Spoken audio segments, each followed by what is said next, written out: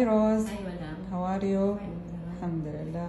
اليوم روز بتوريكم طريقة chicken masala. يلا روز. Hello mga kabayan. Ngayon magagawa ko ng chicken masala. Ito, niready ko yung chicken breast. Hiniwa ko ng cubes, big pieces. At nagready din ako ng isang yogurt. At ito yung ginger at garlic na hiniwa ko. At nagready ako ng salt, turmeric powder, paprika at muharat. Ito lahat ng ingredients na to para sa chicken, i-marinate ko siya. At ito sa sauce ng chicken masala, ito nag-blend ako ng dalawang tomato. Naghiwa rin ako ng dalawang onion, small pieces. At nag-ready ako ng 1/4 na butter. At niready ko itong tomato paste at coriander leaves, fresh. At niready ko na rin itong salt, turmeric powder, paprika at muharat. Ngayon, imimix ko na itong yogurt dito sa chicken.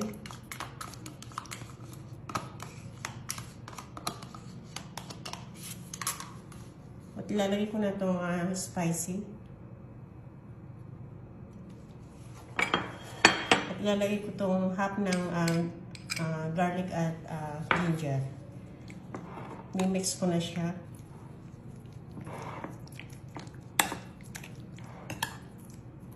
Ayan, ilalagay ko na siya dito sa Edison frying. Marami tayong malalagay na chicken. At nilagyan ko muna siya ng baking paper bago ko ilagay yung chicken para hindi siya dumikit sa paglulutuan.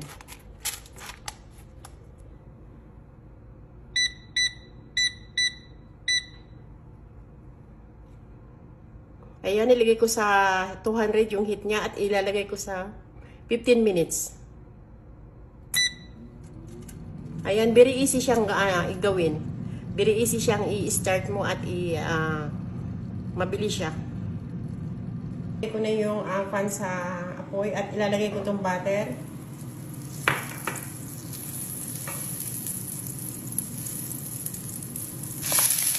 Ayan, susunod ko na yung onion. Bigit ko siya.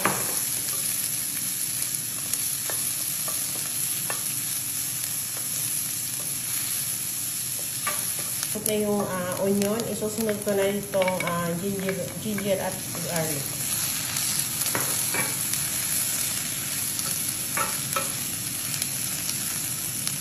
At ilalagay ko na rin itong tomato paste.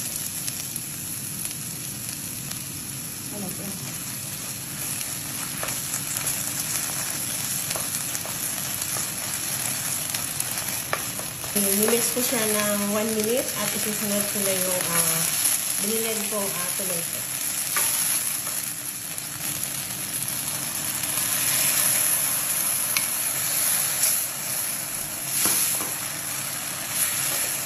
Rin itong spicy, same no sa chicken breast.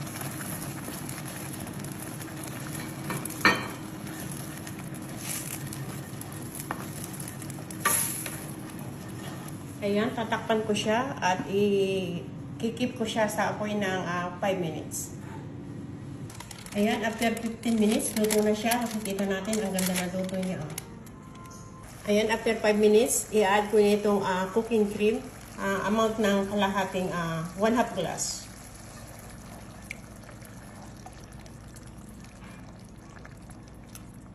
Ayan, i-add ko na yung chicken dito sa ginawa kong masala sauce. Ayan, imimix ko siya. Tapos ulit siya ng 5 minutes. Ito na yung coriander leaves.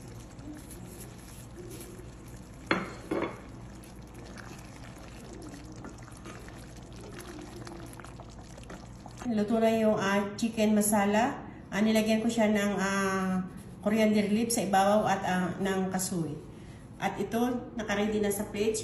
Pwede natin iulam sa white rice. Yan, ready to serve na siya at ready to eat.